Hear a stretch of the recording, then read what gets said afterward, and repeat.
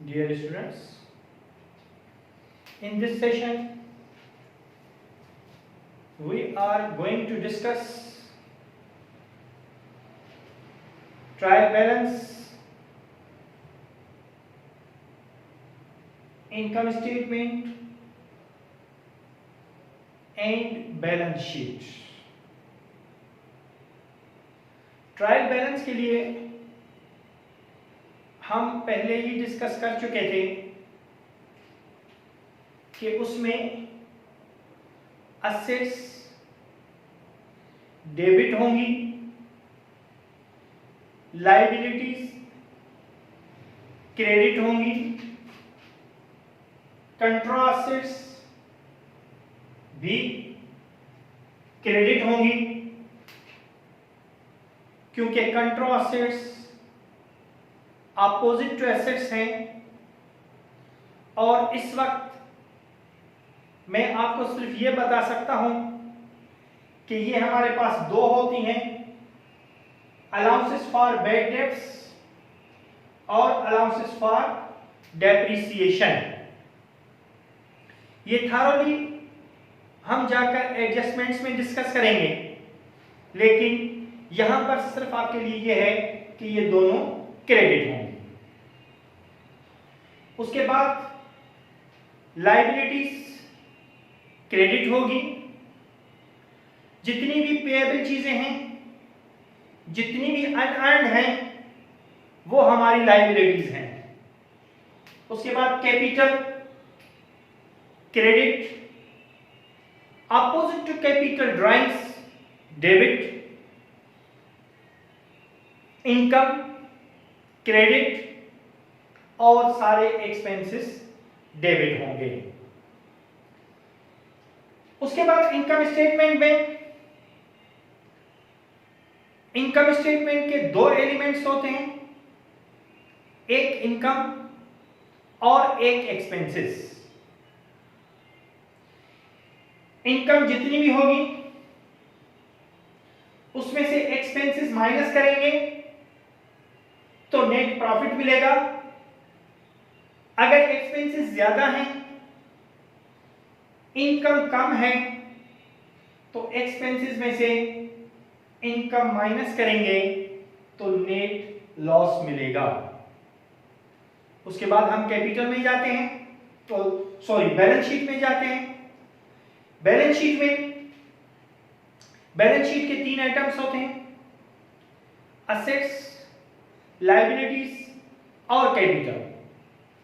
Assets जितनी भी हैं उनमें से जिन जिन की कंट्रा असेट्स हैं वो माइनस करेंगे और टोटल करके लिख देंगे।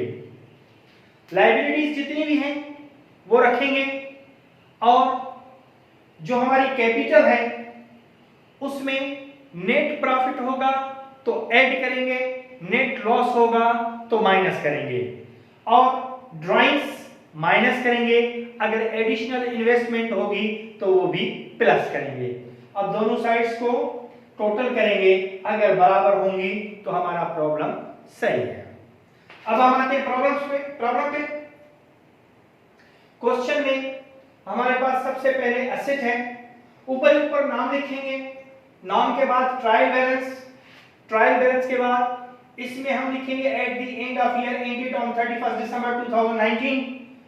इसमें लिखेंगे for the year, income statement में for the year ended on 31 December 2019, balance sheet में at the end of year ended on 31 December 2019।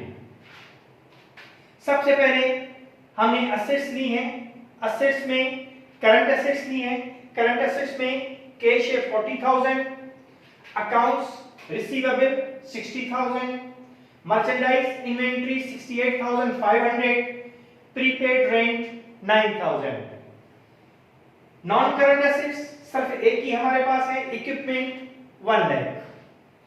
Allowances for bad debts ये कंट्रा असेट है 1,000। अलाउंसेस फॉर डेप्रिसिएशन कंट्रा असेट है 5,000। अनअर्न्ड कमीशन 60,000, बॉन्ड्स पेबल 45,000, उसके उसके बाद हम capital पे आते हैं, हेरा कैपिटल 22,23,000। उसके फौरन बाद हम आएंगे ड्राइंग्स पर, ड्राइंग्स 25,000। उसके बाद इनकम, इनकम में सेल्स ही हमारे पास है 219500। अगर सेल्स रिटर्न होती या सेल्स डिस्काउंट होता तो हम डेबिट साइड पे रखते। एक्सपेंसेस में cost of goods sold 180000, utilities expenses 24,000, wages expenses 32,000, office supplies expenses 15,000। अब इनका टोटल किया तो 55,35,000 और इसको 2 लाइनें देकर हम क्लोज कर देंगे। उसके बाद हम आते हैं इनकम स्टेटमेंट पर।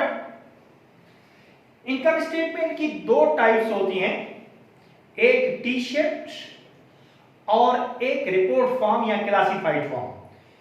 टी शेप को हम अकाउंट फॉर्म भी कहते हैं। इनको थॉरोली हम नेक्स्ट चैप्टर में, नेक्स्ट जो हमारा सेशन होगा उसमें डिस्कस करेंगे, लेकिन यहां पे सिर्फ आपको ये बता रहा हूं कि इसकी 2 टाइप्स होती हैं, एक टी शेप्ड और दूसरी आपकी रिपोर्ट फॉर्म या क्लासिफाइड फॉर्म। इसको टी शेप्ड या अकाउंट फॉर्म कहते हैं। सबसे पहले सेल्स, यहां पर ये इनकम साइड है और ये एक्सपेंसेस साइड है। यहां पर cost of goods sold, utilities expenses, wages expenses, office supplies expenses. अब हमने टोटल किया तो ये आ गया 251,000 और जो हमारी इनकम थी वो थी 219,500। तो एक्सपेंसेस से हमारी इनकम ज्यादा है। जब ज्यादा है तो हम उसमें से एक्सपेंसेस में से इनकम को माइनस करेंगे तो हमें मिल गया लॉस 31500। अगर इनकम ज्यादा होती, एक्सपेंसेस कम होते तो हमें प्रॉफिट होता और नेट प्रॉफिट हम डेबिट साइड पर लिखते। लेकिन खर्चा ज्यादा है, एक्सपेंसेस ज्यादा हैं, इसलिए हमने एक्सपेंसेस में से इनकम को माइनस किया तो हमें मिला नेट लॉस। और नेट लॉस जब हमने माइनस किया तो नेट लॉस हम इस साइड में प्लस करेंगे तो दोनों साइडें इक्वल हो जाएंगी। अब हम आते हैं बैलेंस शीट पर। बैलेंस शीट के एलिमेंट्स हैं असेट्स, लायबिलिटीज और कैपिटल। असेट्स में हमारे पास कैश है, accounts receivable, allowances for bad debts उसमें से माइनस किया अकाउंट्स रिसीवेबल में से, बाकी बचा 59,000। Merchandise inventory, prepaid rent, merchandise inventory 68,500, prepaid rent 9,000। उसके बाद नॉन करंट एसेट्स, इक्विपमेंट ही है, इक्विपमेंट में से अलाउंसेस फॉर डेप्रिसिएशन माइनस किया, बाकी बचा 95,000। इस साइड का टोटल किया तो हमें मिला 271,500। अब हम लायबिलिटीज पे आते हैं। Unearned commission 60,000, bonds payable 45,000, capital Hera capital 223,000। हमने नेट लॉस उसमें से माइनस करेंगे और ड्राइंग्स भी माइनस करेंगे तो हमें मिल जाएगी न्यू कैपिटल। इस सब का टोटल करेंगे तो वही आ गया 271,500। ठीक है, ये हमारी तीनों चीजें कंप्लीट हो गई, ट्रायल बैलेंस, इनकम स्टेटमेंट और बैलेंस शीट। खुदा हाफिज़।